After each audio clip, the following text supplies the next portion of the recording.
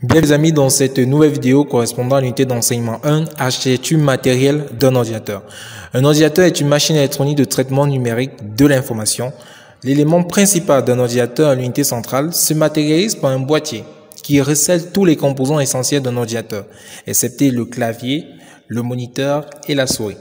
Dans cette vidéo, nous allons dans un premier temps décrire chaque composant de l'unité centrale et dans un second temps, nous allons voir les caractéristiques de quelques-uns de ces composants. Alors, sans plus tarder, nous allons débuter par le premier composant qui est la carte mère.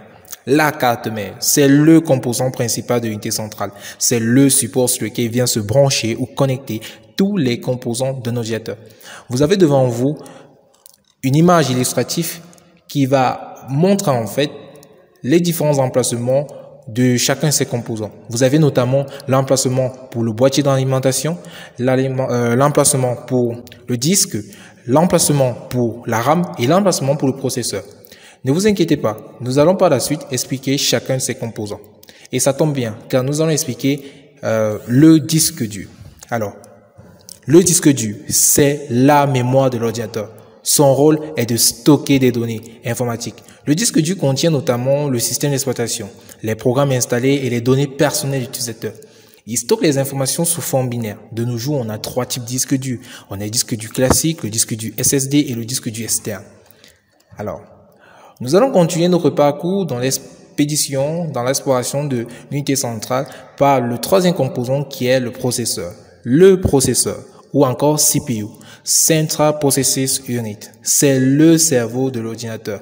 Il organise les échanges de données entre les composants. Les composants, ça peut être la RAM, le disque dur et la carte graphique. Ses principales tâches sont lire les données en mémoire, traiter des données, écrire les données en mémoire. C'est lui qui fait tout, les calculs, et permet ainsi à l'utilisateur d'interagir avec l'ordinateur. Sa puissance est exprimée en Hz. En fait, le Hz, c'est une unité de fréquence. Un Hz correspond à un cycle par seconde. Pour un processeur, la fréquence correspond au nombre d'instructions qu'il peut exécuter par seconde.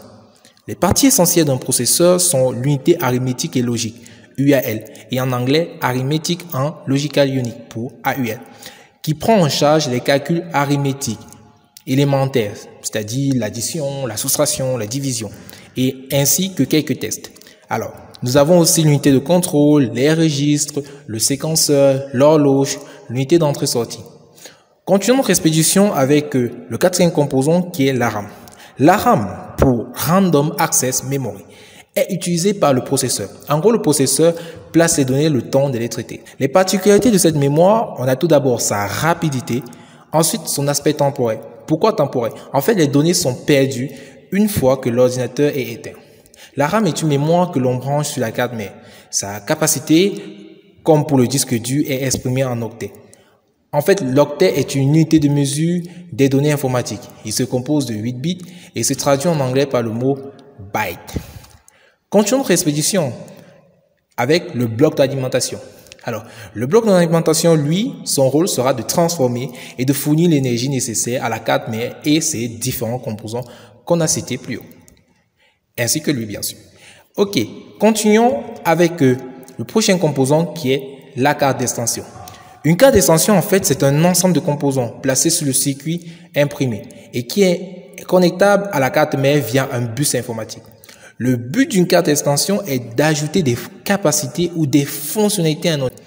Les cartes d'extension les plus connues sont la carte graphique, la carte son, la carte réseau ou la carte accélératrice. Continuons notre expédition avec le septième composant qui est le ventirad.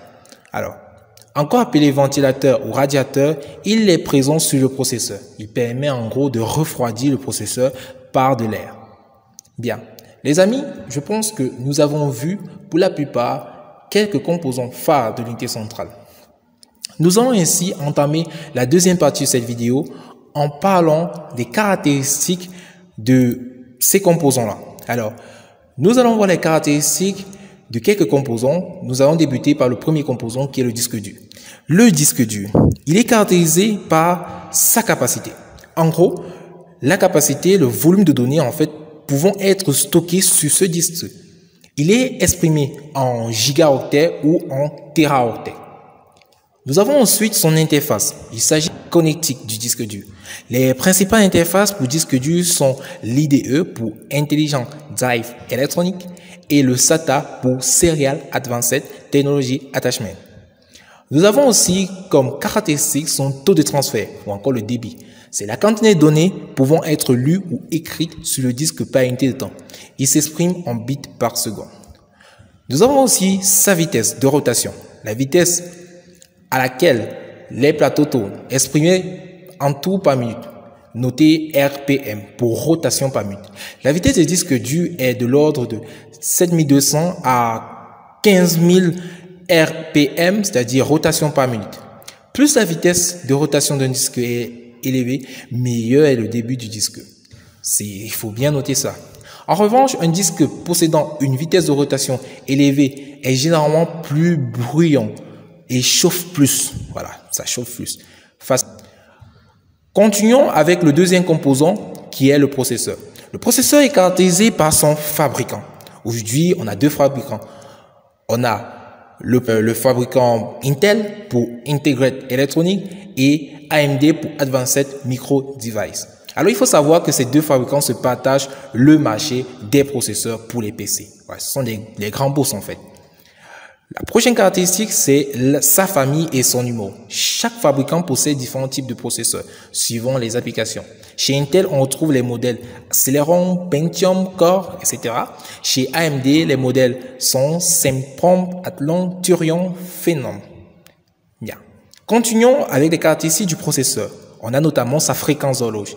C'est le nombre de calculs simples que le CPU peut effectuer en une seconde. Cette fréquence est exprimée en plus est élevée, plus le processeur est rapide. Continuons avec la prochaine caractéristique qui est son socket. Le socket détermine la forme de la connectique entre le processeur et la carte mère. Rappelez-vous, tous ces éléments sont placés au niveau de la carte mère. Pour fonctionner, le processeur et la carte mère doivent avoir exactement le même socket. Continuons avec sa mémoire cache. Le cache est une mémoire dédiée au processeur. Cela lui permet de stocker des données dont il a besoin plutôt que d'aller les rechercher par exemple dans la mémoire vive.